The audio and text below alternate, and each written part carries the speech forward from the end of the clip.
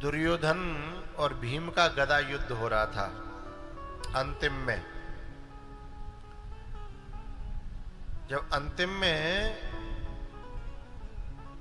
भीम तो समझ रहा था कि मैं इसको गाजर मूली की तरह तोड़ दूंगा, लेकिन दुर्योधन ने माता गांधारी के पूरी तपस्या को पाकर के वह वज्र का हो गया था।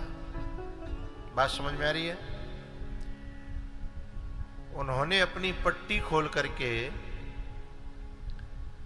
और महादेव की जो तपस्या करी थी, अपने धर्म का जो पालन किया था, उससे जो शक्ति पाई थी, उससे दुर्योधन को वज्र का कर दिया। जब दुर्योधन वज्र का हो गया तो भीम के सारे अरमान ठंडे हो गए। पहले जो उलता था ना, अब घबरा रहा है, क्या करूं क्या न करूं। अच्छा, भगवान श्री कृष्ण वहीं पे हैं, पांडव भी हैं और दाऊ भैया भी आ गए हैं, ये देख रहे हैं युद्ध को। जब भीम मारता है तो दुर्योधन के कुछ नहीं होता, लेकिन जब दुर्योधन मारता है ना तो भीम के नस नस जो है ना टूट गई है। एक गदा मारा दुर्योधन ने तो भीम जाकर के कृष्ण भगवान के चरणों में पड़ा और कराहते हुए बोला, मरवाई दोगे क्या? भगवान कहने लगे, तुम तो गाजर मूली समझते थे, मैं इतने दिन से युद्ध को रोक रहा था, तुमकी समझ में नहीं आता ये सामने वाला कोई गाजर मूली नहीं है। इसको थोड़ा सा दूर कर देते, कूलर को, हवा की आवाज आ रही है। ये कोई गाजर मूली नहीं है। अब समझ में आया? बोले समझ में तो आ गया, पर अब तो कछु करो। भगवान ने कहा कि दुनिया में जो लड़ता है ना संसार से, चाहे वो विकारों से लड़े, चाहे संसार के दुष्ट लोगों से लड़े, उसको ढक रही होगी फिर ये, चला आगे चलो।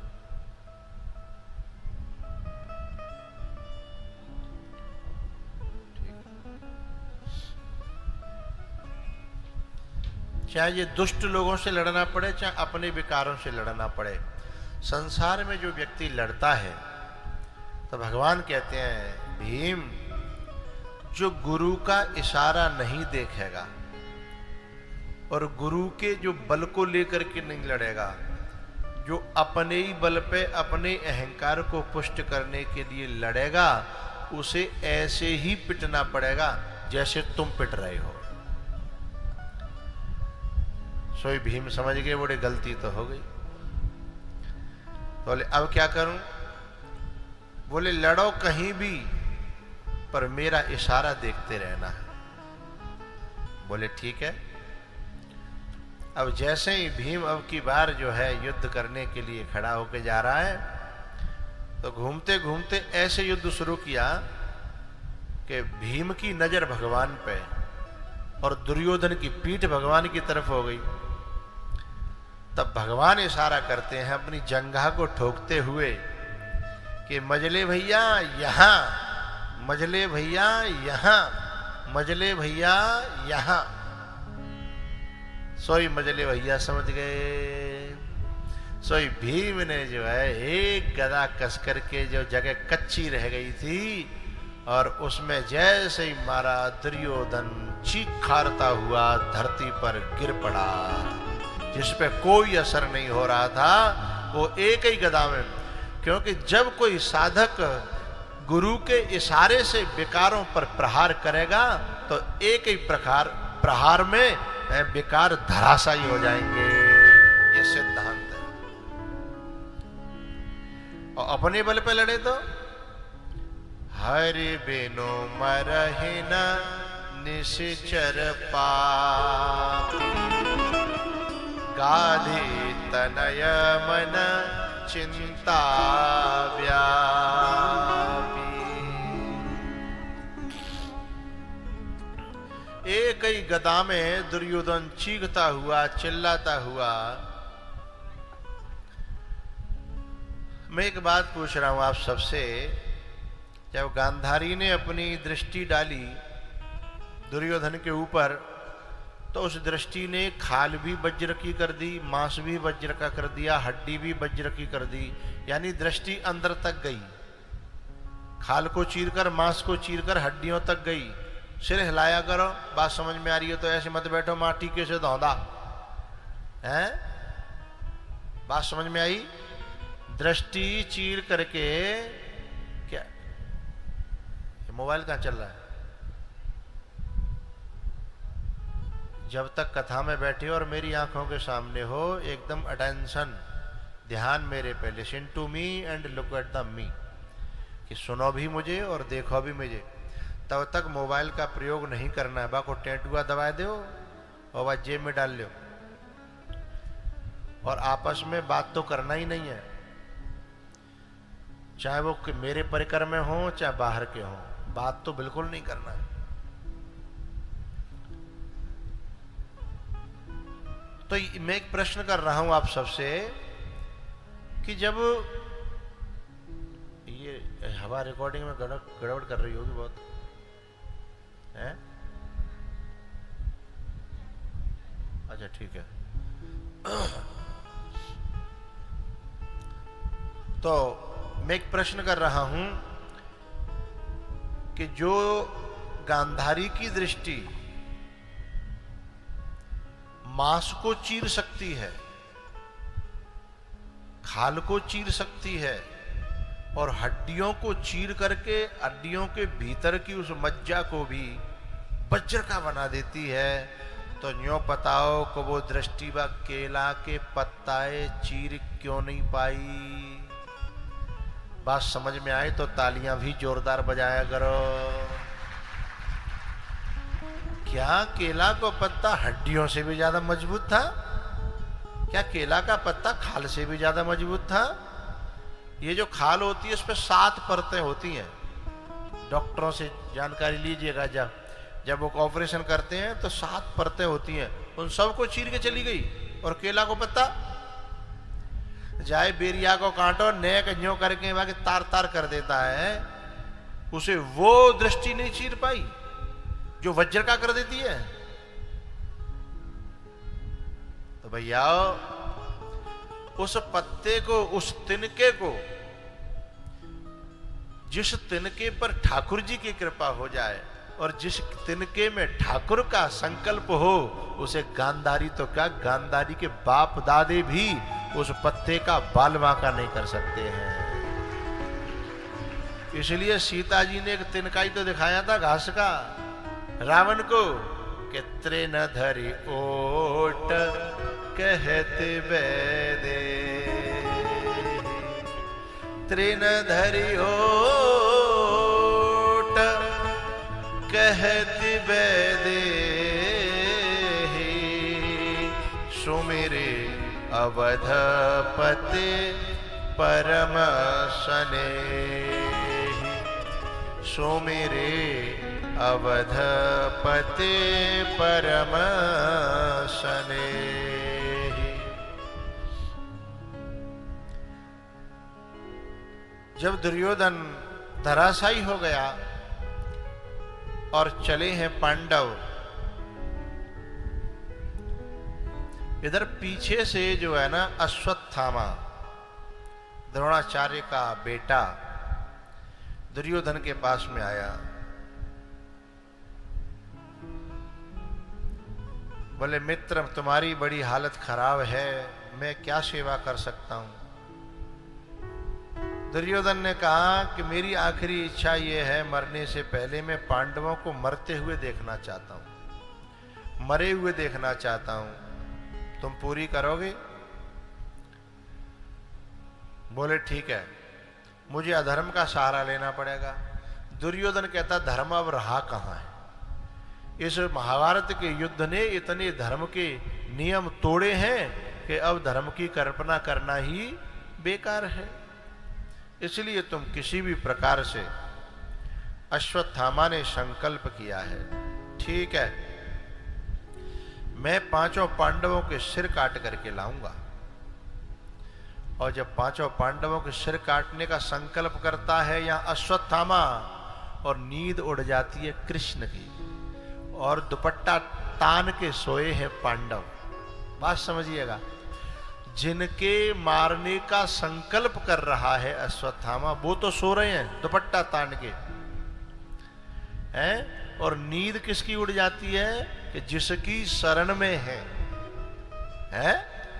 तो जब हम परमात्मा की शरण में होंगे, अरे भैया वो तो परमात्मा है, एरी मैया हो।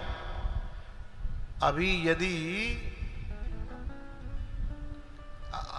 कोई गांव में छोटी सी कथा चल रही होए, बिल्कुल गांव अपने घर के पास में ही, और बगल में 2 घर छोड़ के हमारा घर होए, और माँ हमारी भैंस बंधी होए, और अचानक ते आंधी तूफान आ जाए, ओरे परन लगे, तो भैंसे चिंता कम होगी। जो कथा में बैठी का है भैंस बारी, वो कथाएं छोड़ के भाग जाएगी कि मेरी तो भैंस ओरे नम बंध रही है। जिसकी शरण में पशु पक्षी आ जाता है इंसान की में, जब इंसान भी उसकी इतनी चिंता करता है, फिर वो तो करुणावतार है, परमात्मा है। कर्पूर गौरम करुणावतारम संसार सारम भुजगेंद्रहारम। भगवान की नींद उड़ गई कि मेरे भक्तों का मारने का संकल्प कर रहा है ये अश्वत्थामा। भगवान तुरंत अश्वत्थामा से पहले ही चले गए जिस शिविर में पांडाल में सो रहे थे। वो कुरुक्षेत्र की बात है। युधिष्ठिर से कहा कि आप सभी जग जाओ, मेरे साथ चलो। लेकिन समर्पण देखिए क्या होता है। हम जो है, हमें भगवान ने 2 चीजें दी हैं, माइंड यानी बुद्धि और हृदय, हार्ट। हृदय दिया है भगवान के लिए और गुरु के लिए, और बुद्धि दी है संसार के लिए और व्यापार के लिए। इन दोनों को समझिएगा। बुद्धि दी है संसार के लिए और व्यापार के लिए, और हृदय दिया है भगवान के लिए और गुरु के लिए। लेकिन हम कभी कभी क्या करते हैं, बुद्धि लगा देते हैं भगवान में और गुरु में, और दिल दे बैठते हैं संसार को, और संसार दिल की कदर करना नहीं जानता। उसे बुद्धि से काम लेना पड़ेगा। जिसने संसार को दिल दिया, उसने आखिर में ये कहा है कि शीशे का था दिल मेरा है और पत्थर का जमाना था है। फिर क्या हुआ? बोले दिल टूट गया। तो बोले तो पता नहीं पहले कि शीशे की चीज कितनी कदर से रखी। अच्छा, आप लोगों ने एक बात देखी होगी, आप किसी को कोई मांगने आए, अपनी तुम्हारी गाड़ी मांगने आए, 4 व्हीलर हो चाहे 2 व्हीलर हो, मोटरसाइकिल हो, चाहे वो आपको कितनों मित्र होए, क्या आप खुद जैसे मोटरसाइकिल चलाते हो अपनी, क्या दूसरा जब ले जाता है वैसे मोटरसाइकिल चला पाता है? मूड तो हला दो, नहीं चलाता है। जब एक छोटी सी मोटरसाइकिल जैसी चीज को हमारी है इसलिए वो दूसरा व्यक्ति कदर नहीं करता, तो जो बहुत कीमती है दिल है, उसकी कदर ये संसार कैसे करेगा? इसलिए हमें अपना दिल कभी संसार को नहीं, केवल गुरु को, परमात्मा को देना चाहिए। वहां बुद्धि नहीं चलानी चाहिए, क्या, क्यों, कैसे, ना, ये संसार में चलाइए। युधिष्ठिर जी ने ये तक नहीं पूछा भगवान से कि आधी रात में क्यों जगा दिया, कहां ले चल रहे हो, क्या हो गया, कुछ नहीं। भगवान के पीछे चले और भगवान ने दूसरे शिविर में जाके कह दिया इसमें सो जाओ, उसमें सो गए। इसे कहते हैं श्रद्धा, इसे कहते हैं समर्पण, है इसे कहते हैं प्रेम। बड़ी प्यारी पंक्ति है, तुम्हें प्रेम में, रिश्ता में, भाव में, संबंध में, उसमें कोशिश करनी चाहिए कि रिश्ता बच जाए, संबंध बच जाए। तुम्हें रिश्ता बचाना चाहिए था। बोले क्या करता? बोले बहस में हार जाना चाहिए था। रिश्ता बचाना चाहिए था, बहस में बोलो हार जाना चाहिए था। अभी जहां पर बुद्धि लगाकर आए हो तुम, वहां पर तुम्हें दिल लगाना चाहिए था।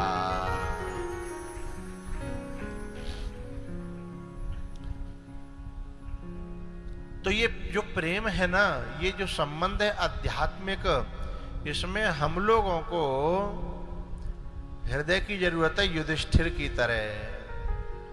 और युधिष्ठिर जी महाराज बच गए, पांचों पांडव बच गए, लेकिन वो धोखे से जो है पीछे से उस शिविर में आकर के पांचों के पुत्र थे वो सो गए। उनके सिर काट ले गया अश्वत्थामा। जब उनके सिर काट ले गया और दुर्योधन जो था उसने देखा कि ये तो पांडवों के नहीं बच्चों के सिर हैं, तो वो दुखी होने लगा और उसने अपने प्राणों का त्याग कर दिया। लेकिन अश्वत्थामा को पकड़ के ले आए अर्जुन, क्योंकि वो सिर काट के ले गया था। द्रौपदी के सामने खड़ा कर दिया। बोले इसकी क्या हालत करूं, बोले इसका क्या हाल करूं, हैं? तो उन्होंने जो है ना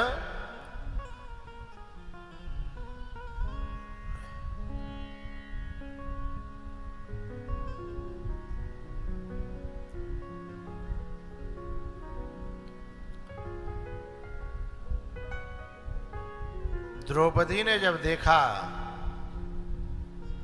कि ये तो मेरे ही गुरु का पुत्र है, तो उसने कहा कि नहीं नहीं, इसको मत मारो, इसको मत मारो।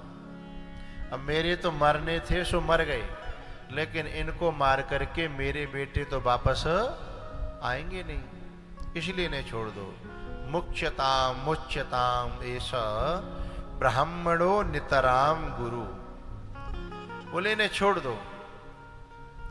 भैया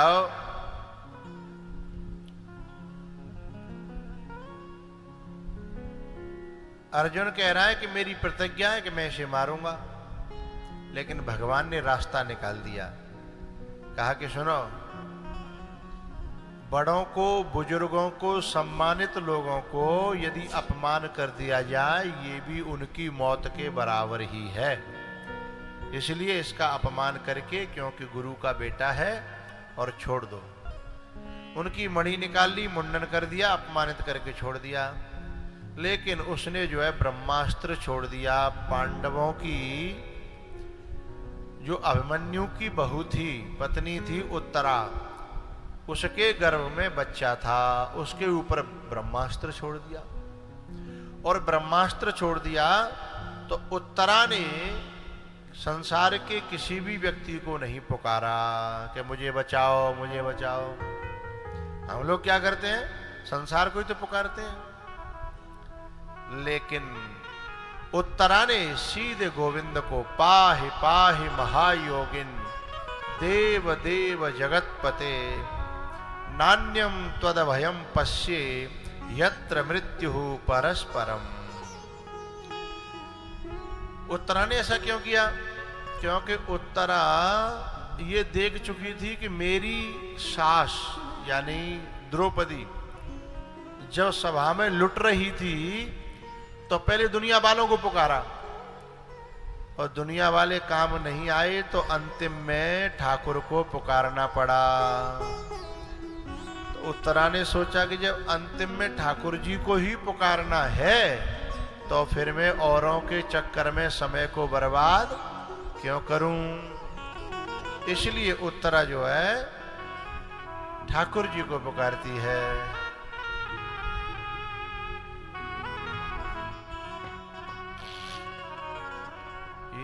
कान्हा तेरे भरोसे मेरा परिवार है।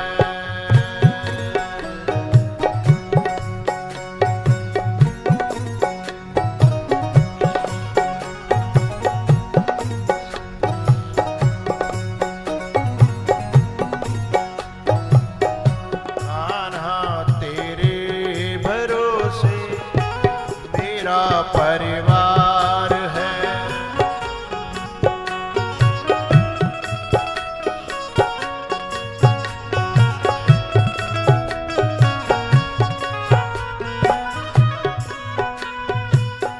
तू ही मेरी नाम का माझी,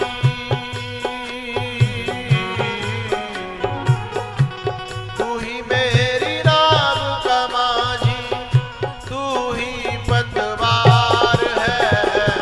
कान्हा तेरे भरोसे मेरा परिवार है।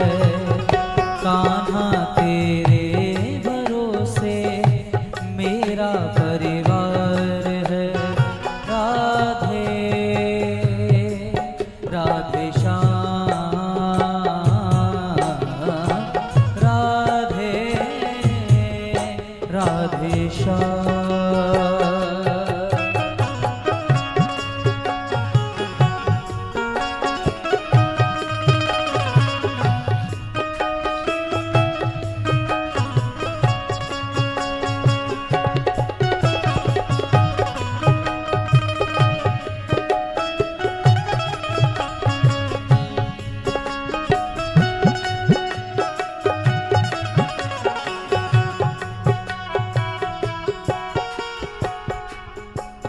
सब छोड़ी चिंता तेरा जो साथ पाया।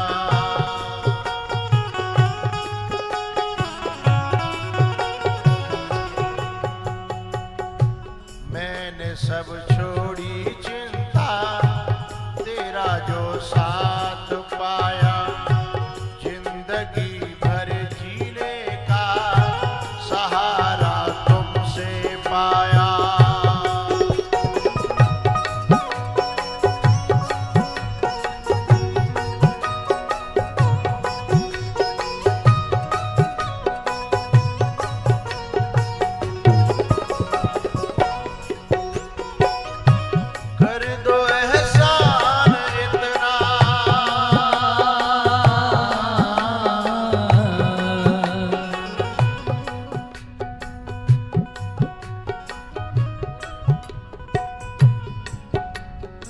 कितनी बार कहना पड़ेगा तुमसे?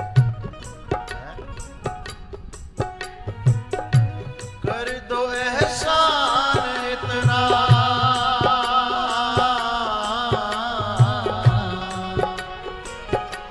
कर दो एहसान इतना, होगा उपकार है।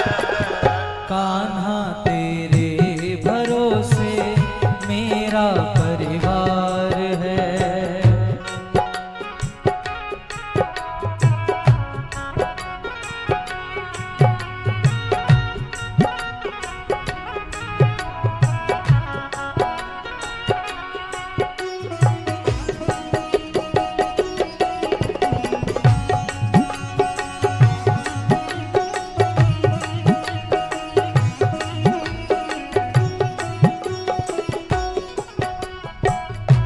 जमाना चाहता है कि तेरे हो न जाए। जमाना चाहता है कि तेरे हो न जाए। पास अपने बुलाने बड़े बड़े लोभ दिखाए।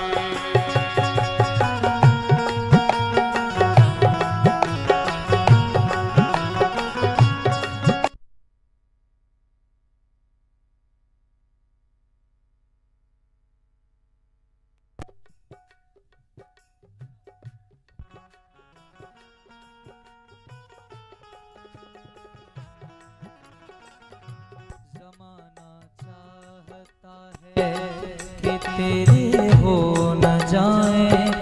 पास अपने बुलाने बड़े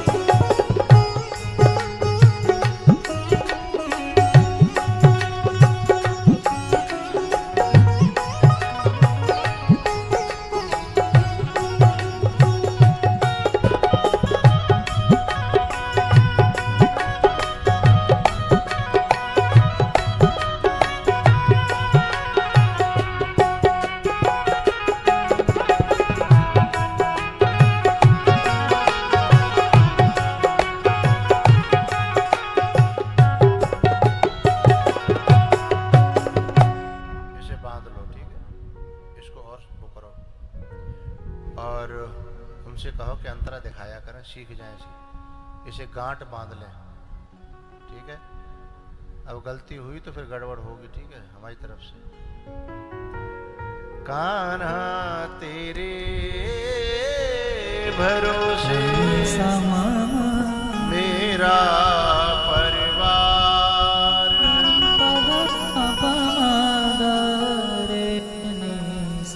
कान्हा तेरे भरोसे सारे मेरा परिवार है।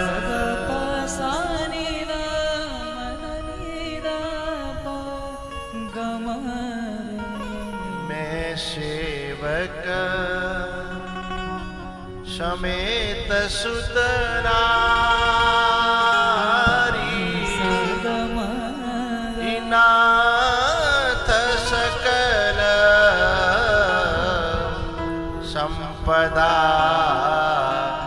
तुम्हारे,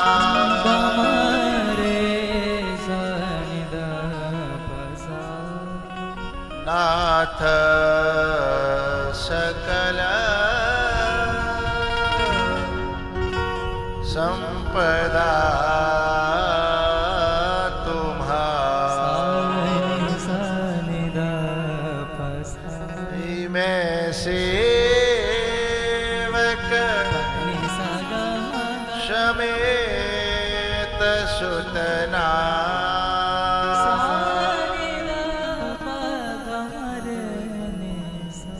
जैसे जाके नदी नवारे तैसे ताके भरे का, और जैसे जाके मम्मी पप्पा तैसे ताके। और ये लाइन कलयुग में कछु अलग है रही है। कलयुग में ज्यादा फिटना बैठ रही, बाप बड़े अच्छे होते, बेटा बड़े बलंकारी है गए हैं। कहू कहू जगह पे बाप बड़े खराब होते, औलाद बड़ी अच्छी निकल आई। ये पंक्ति हो सकता है सतयुग में ठीक रही हो, त्रेता में ठीक रही हो ज्यादा %, द्वापर में भी हो सकता है ठीक रही हो, लेकिन द्वापर का अंत आते आते और कलयुग के आते आते ये बहुत कछु बदल गई है, ठीक है। लेकिन यहां कुंती के इस परिवार में, अर्जुन के परिवार में, कुंती में समर्पण आया तो पांचों पांडवों में समर्पण आया, पांचों पांडवों में समर्पण आया तो द्रौपदी में समर्पण आया, फिर उसके साथ साथ अभिमन्यु में समर्पण आया और उत्तरा में भी समर्पण आया। ये ऊपर से समर्पण चला आया है। ये पूरा परिवार भगवान के भरोसे रहा है, इसलिए पूरा संसार एक तरफ, कौरव कहना छोटी सी बात है, उस समय कौरवों के साथ में पूरा संसार था, पूरे भारतवर्ष की सेना कौरवों के साथ थी। यहां तक कि भगवान श्री कृष्ण की भी सेना किनके साथ? कौरवों के साथ थी, है ना। लेकिन अर्जुन ने कह दिया था, भगवान पूरी दुनिया उनको दे दो, केवल आप अपने आप को मुझे दे दो, बस मेरी बात बन जाएगी।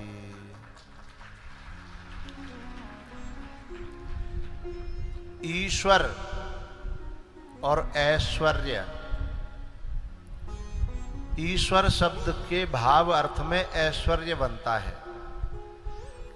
तो हम ये कौरव जो है ऐश्वर्य को शाश्वत मानते हैं, लेकिन पांडव जो है ना वो ईश्वर को शाश्वत मानते हैं। पांडव जो है ना ईश्वर को ऐसा मानते हैं कि इससे सब कुछ चलता है, लेकिन पता है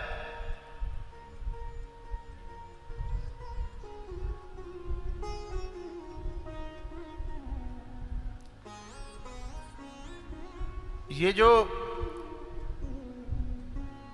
दुर्योधन था ना, जब मांगने के लिए गया सेना,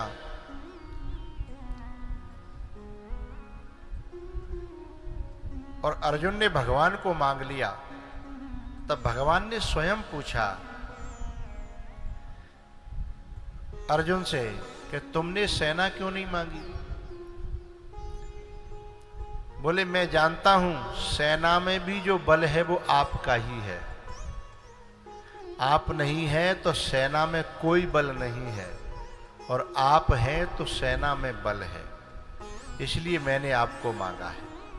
और दुर्योधन से पूछा शकुनी ने, बोले क्या मांग लिया है? बोले ऐसी शर्त रखी थी उस ग्वाले ने कि एक तरफ मैं रहूंगा वो भी निहत्ता, और एक तरफ मेरी सेना रहेगी वो भी शस्त्र लेकर के युद्ध करेगी, मैं युद्ध नहीं करूंगा। तो मैं पागल को मांग तो अरे यहाँ युद्ध में कोई दावत थोड़ी है जो यहाँ खावे के लिए बोला मत है, यहाँ लड़वे को काम हो तो यहाँ हथियारने की जरूरत थी, सैनिकों की जरूरत थी, लड़वे की जरूरत थी, मैं पागल हो सो। शकुनी भी इस बात को सुन करके दुखी हो गया। अरे दुर्योधन, अरे कुबुद्धि, तू इतना नहीं समझ पाया, वो अकेला ग्वाला पूरे भारतवर्ष के लिए भारी है, तू सेना को ले आया। इस बात को शकुनी भी जानता था, है? बोले तूने बहुत गलती कर दी है?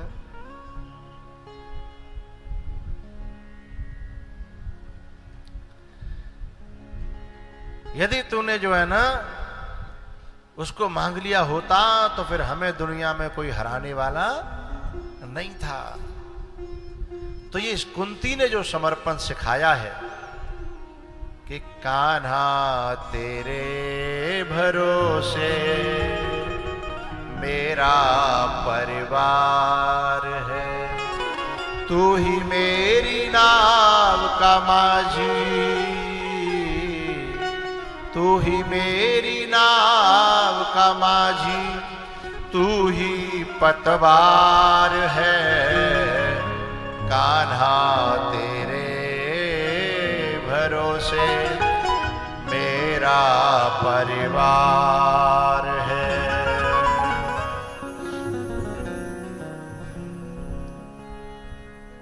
भैयाओ,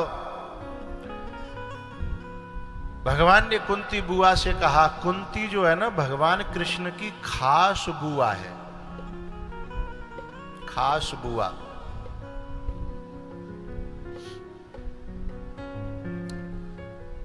कुंती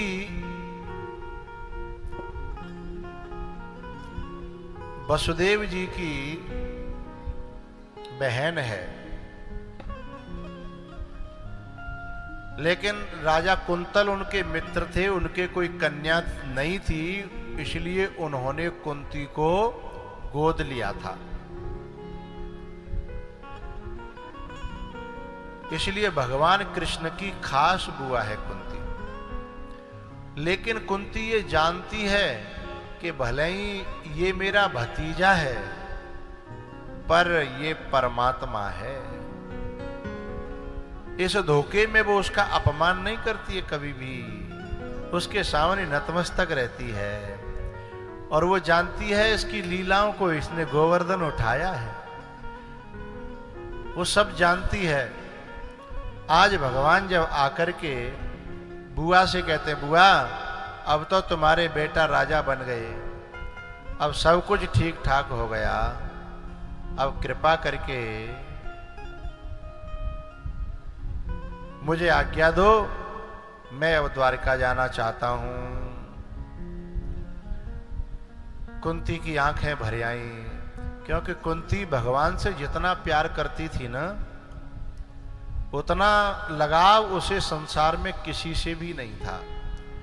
और सचमुच में भगवान का सच्चा भक्त वही है जो भगवान के बराबरी पे किसी को भी न रखे, चाहे वो परमात्मा, चाहे वो संसार का कोई भी रिश्ता क्यों न हो।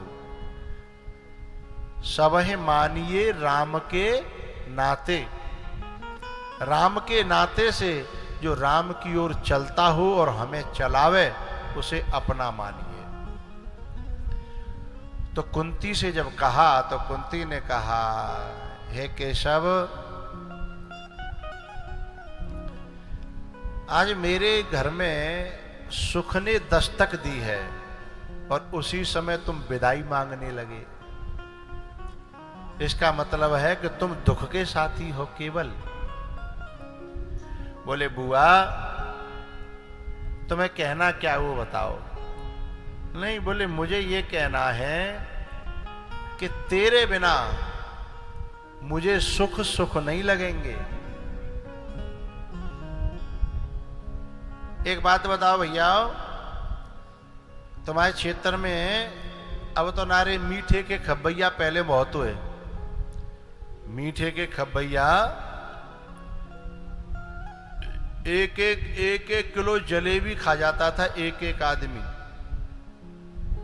जा क्षेत्र में ऐसा कोई है का? कोई बैठे हो तो बताओ भैया, 1 किलो जलेबी एक बार में खा जाए। 4 किलो? 4 किलो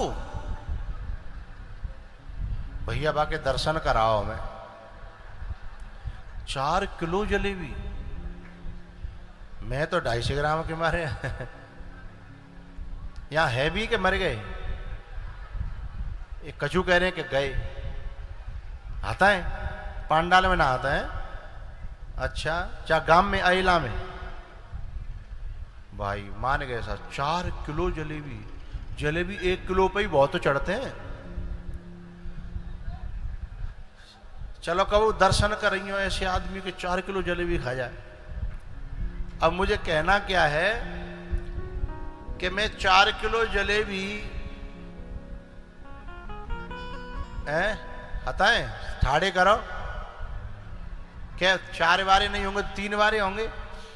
जहां में शर्म की कोई बात ना, ठाड़े तो है जाओ जब सब कह रहे हैं तो। अरे हमें अब खवा के थोड़े देख रहे हैं।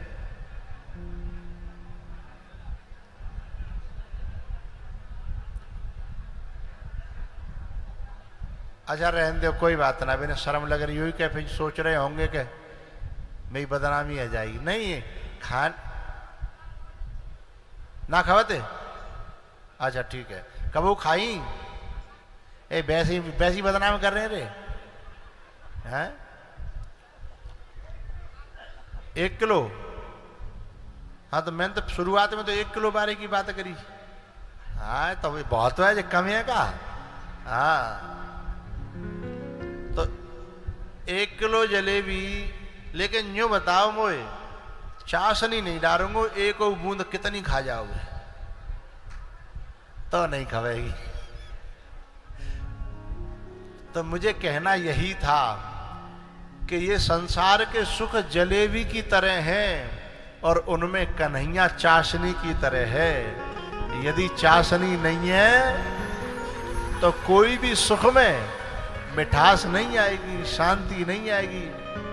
चाहे वो रसगुल्ला होए, चाहे छेना होए, चाहे जलेबी होए, पर जिन्हों चाशनी नहीं होए, फिर हलक के नीचे देखो कितनी उतरेगी।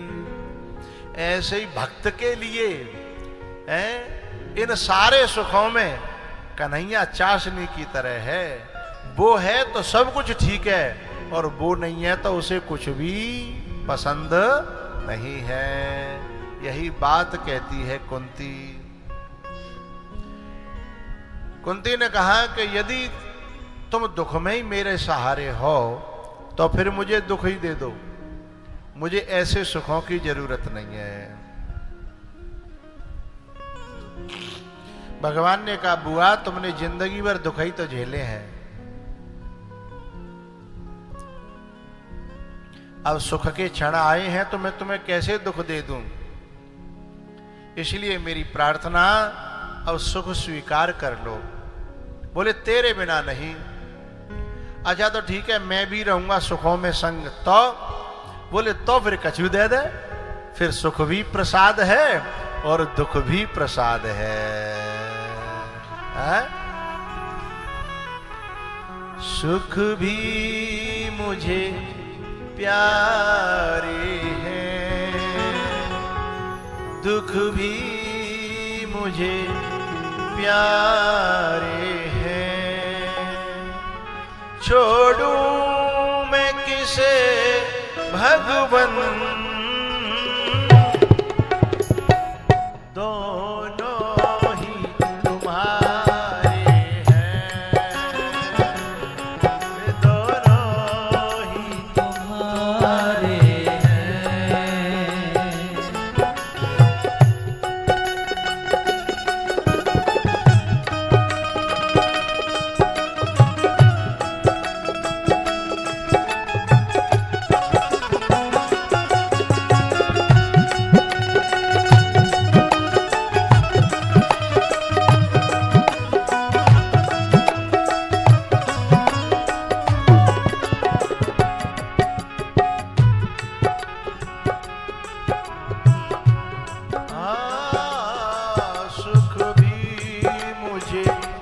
प्यारे हैं, दुख भी मुझे प्यारे हैं।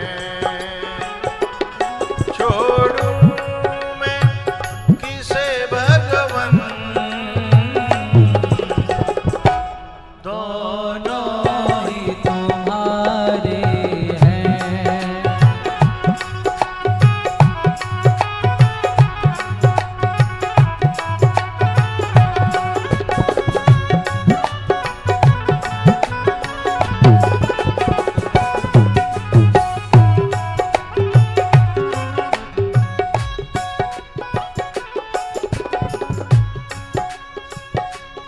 सुख के पीछे दुख है,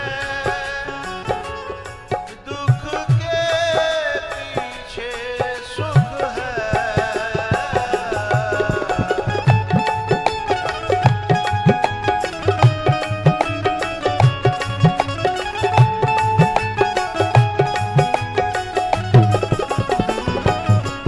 जीवन की नदिया के,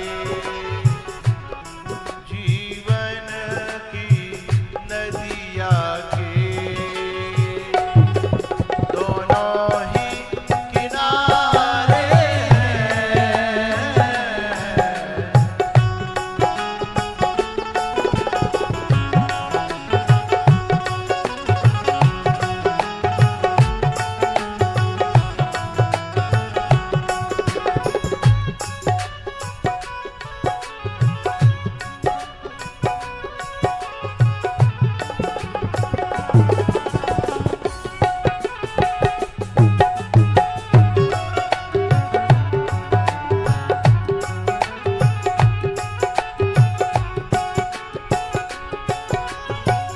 दोस्तों की जान,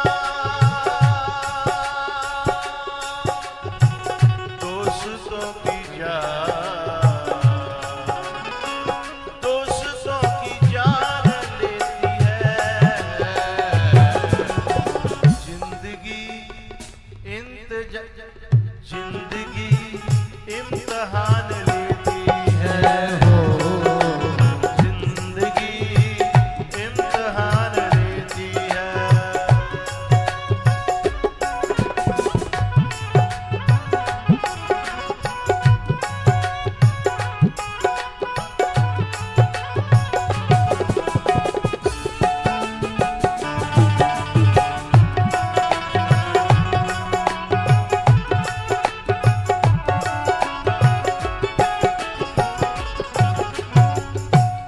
ये फीलिंग्स और ये दोनों शब्द खचाखच भरते हैं, ऐसे तो अच्छा लगता है। अब इनको कहो।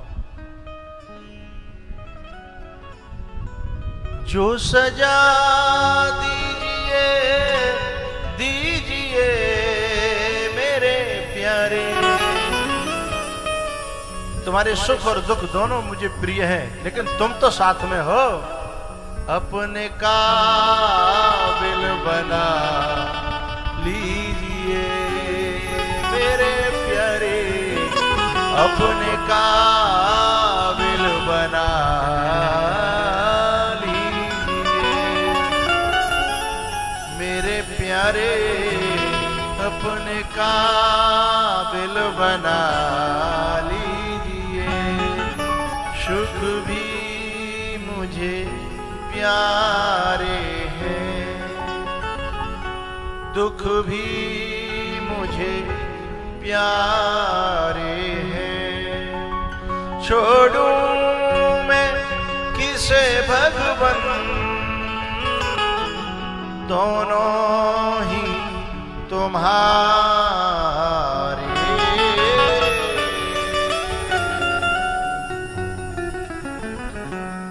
इस प्रकार से कुंती को संतुष्ट किया और बोले, बुआ मेरा एक भक्त इंतजार कर रहा है, मुझे वहां जाना है। वो मेरे लिए बड़े घावों के दुख सह रहा है, लेकिन वो मेरी खातिर मेरा इंतजार कर रहा है। कौन है?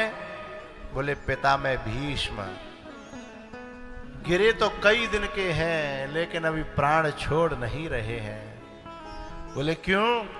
बोले जब तक मैं नहीं पहुंचूंगा तब तक वे देह का त्याग नहीं करेंगे।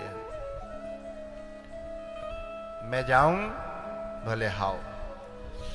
पांचों पांडव, द्रौपदी, भगवान चल पड़े हैं। पितामह भीष्म ने कहा कि हे केशव, मैं हाथ उठाने लायक नहीं हूं जो मैं आपको प्रणाम कर सकूं, इसलिए मेरा नमन मन ही मन स्वीकार करिए। गुरु ही प्रणाम मन ही मन कीना। मेरा नमन स्वीकार करिए। और हे गोविंद, जिस दिन से आप का दर्शन हुआ युद्ध भूमि में, आपका ही ध्यान कर रहा हूं। मौत कई बार आई, बोले बाबा चलो, मैंने मना कर दिया, अभी नहीं। फिर आई, मैंने मना कर दिया, अभी नहीं। जब तीसरी बार आई तो मैंने कहा जब मुझे दिखेगा कि अब मुझे तुम्हारी जरूरत है तो मैं खबर कर दूंगा, इसलिए अब मत आना, मुझे किसी का इंतजार है।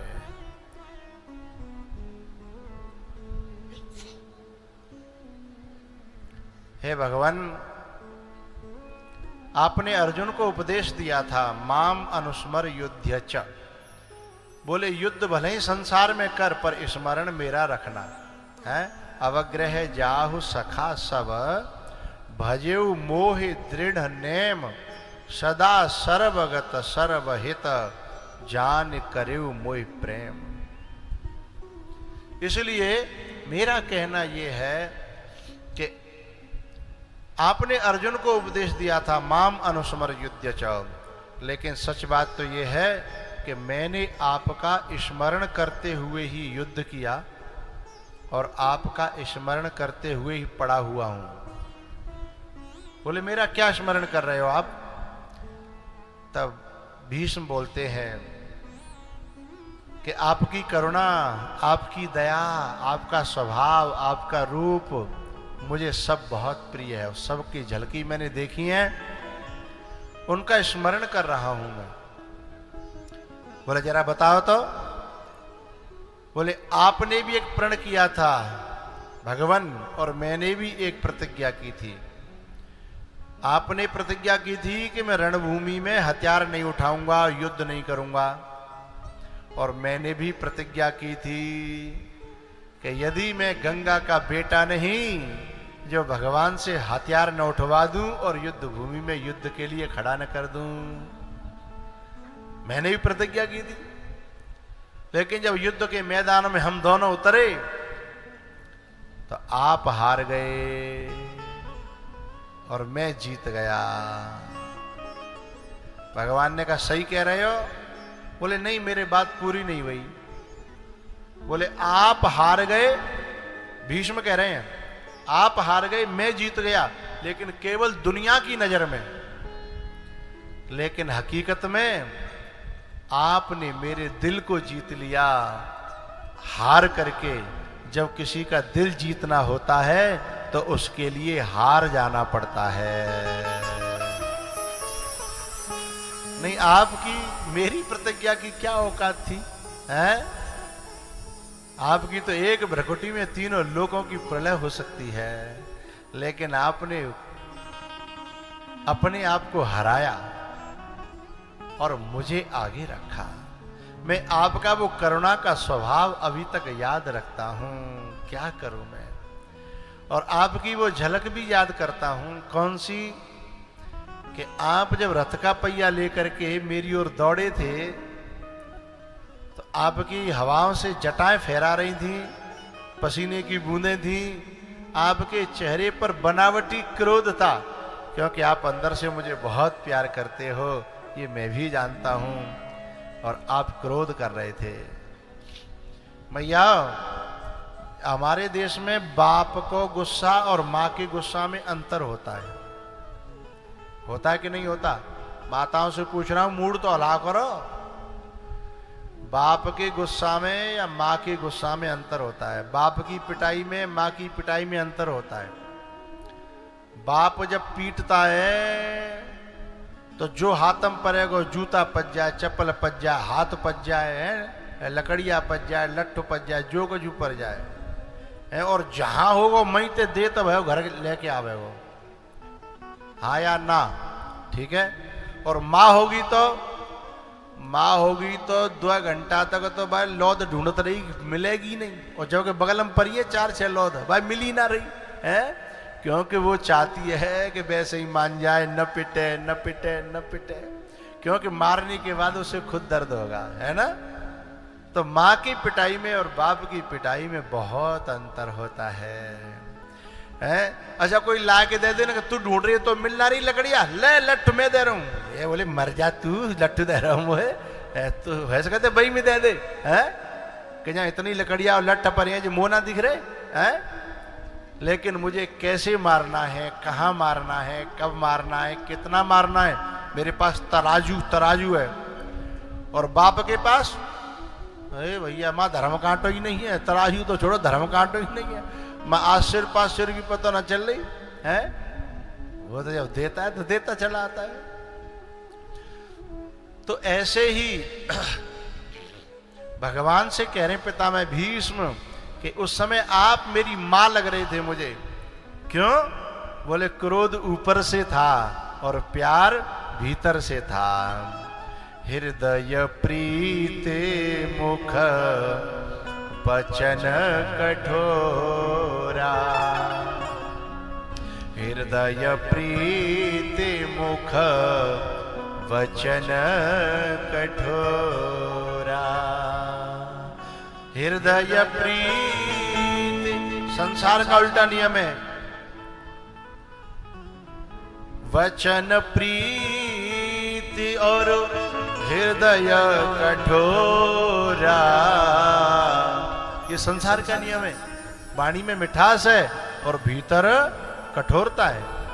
लेकिन परमात्मा और महात्मा का, हरिओम, जय श्री राम। इनसे मेरी बात करा, ये मेरी तरफ देख लाइए। हे भगवान, तुम्हारा रास मंडली समझ रहा की का। अभी 5 मिनट बाद हम लंच करेंगे, तब जाना। ऐसे नहीं, ये कोई तो चीमटा वाली कथा थोड़ी है, चाह जाओ चले जाओ। हाँ, और मेरे जो सामने बैठे हैं उनको तो बहुत सतर्क बैठना है, ठीक है। और जिन्हें ज्यादा उठना पटना हो तो ऊँट में बैठे हुए है ना। हाँ, और देखो केवल आपको 1.25 घंटा पहले बैठना है और 1.25 घंटा बाद में बैठना है लंच के। इतना तो चलता है, इतना तो बैठ सकते हैं ना, ज्यादा नहीं बैठाता मैं। भैया, पितामह भीष्म ने अपनी बुद्धि को समर्पित करके और भगवान से प्रार्थना करी। इते मते रूप कल्पिता वितृष्णा,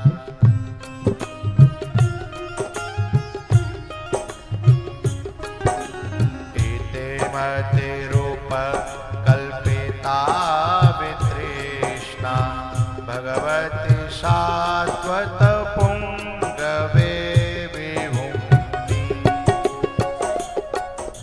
स्वसुखमुपगते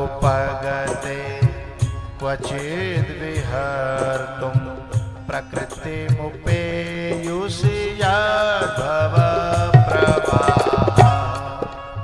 इते मते रूप कल्पिता वितृष्णा, भगवती शाश्वत पुंगवे विभुम्नि।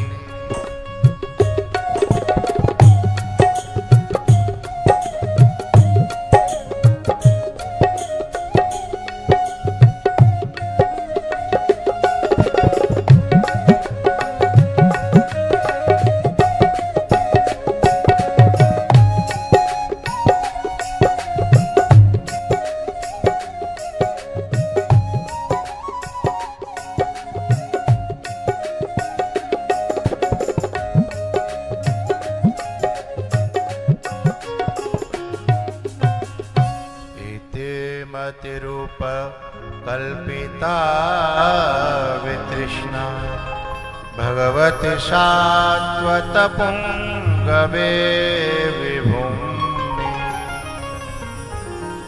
भैया भीष्म से विदा लेकर के भगवान चले गए द्वारिका। इधर परीक्षित जी का जन्म हुआ और थोड़े से परीक्षित जी बड़े हुए तो पांडवों ने परीक्षित जी को राजा बनाया और ये उत्तराखंड को चले गए। परीक्षित जी जब राजा बने बड़ा सुंदर राज संभाला। एक दिन उन्हें मुलाकात हुई कलयुग से और वो गाय पर और बैल पर प्रहार कर रहा था। परीक्षित जी ने धनुष पर बाण चढ़ाया, ललकारते हुए बोले कौन है? बोले मैं हूं प्रभु, कलयुग हूं। बोले मेरे राज्य में अत्याचार? बोले जब तक मैं राजा हूं ये अत्याचार नहीं होगा। बोले तो मैं भी तो आपकी प्रजा हूं, मुझे भी कोई जगह बताओ, मैं अपनी खुरापात कहां करूं। देखो जहां आदमी रहेगा वहां कचरा तो निकलेगा ना, लेकिन कचरा पूरे शहर में और गांव में फैले उसके बजाय कहीं एक जगह पे ही कचरा इकट्ठा हो जाए तो अच्छा लगता है, लेकिन पूरे में फैले डोले तो है। अभी कलश यात्रा निकली थी कल, तो एक जगह ठंडियाई बट रही, एक जगह पानी की ठंडी ठंडी वो पाउच बट रही थी, है ना। लेकिन यदि मुझसे पूछ के करते वो लोग तो मैं एक परामर्श और देता कि बांटो कछु, लेकिन वह कचड़ा इकट्ठो करवे के लिए 2-3 ड्रम यदि रख देते तो कचड़ा बने में डल जातो। अब जितनो अच्छो नहीं वह जितनो भी फैले का कनपटीन पे उड़ उड़ के पर रहे, जो गिलास हता है ठंडियाई के। तो इसके साथ साथ में जब हम कुछ अच्छा करने चलें तो इस बात का ध्यान जरूर रखें कि अच्छे के संग में कहीं बोलो हाँ बुरा तो नहीं हो रहा है। अब वो जो गिलास उड़ रहे काहे जन अब कब तक उड़ेंगे हैं, जन कहाँ उड़ेंगे। यदि एक बार में डल जाते और विनम्र का उतना आग लग जाती सुख के तो फिर बहुत अच्छा लगता। तो कचड़े को एक जगह और उसमें आग लगानी चाहिए। मेरा कहना यह है यहां कि परीक्षित जी ने देखा कि यह कचड़ा है तो उन्होंने उसे कुछ जगह पर निश्चित कर दिया। बोले 4 जगह के अलावा कहीं नहीं रहोगे तुम। बोले बताओ। द्यूतम पानम स्त्रियम सूना यत्रा धर्मश्चतुर्विधः। द्यूतम पानम स्त्रियम सूना। तो 4 जगह बताई। बोले जहां ताश होते हैं, हे कलयुग वहां तुम खूब रहना और खूब अपनी मनमानी करना। जो ताश खेले उनके घर में खूब कलेश करना है, उनके घर में खूब झंझट करना, खूब उन्हें केस लगा देना, खूब बीमारी पैदा करना। मुझे कोई दिक्कत नहीं है। परीक्षित जी ने अथॉरिटी दी थी। आज भी तुम देखना जहां ताश होंगे बिन के घर में बहुत कलेश रहेगा। भैया मैं तो अहिला में आया हूं 7 दिन के लिए। मेरा काम है बांग देवो। मुर्गा क्या करता है? बांग देता है। अब चाहे कोई जगह और चाहे है तो जहां ताश होंगे, जहां जुआ होगा वहां कलयुग रहेगा ही और वो अपने उत्पात मचाएगा।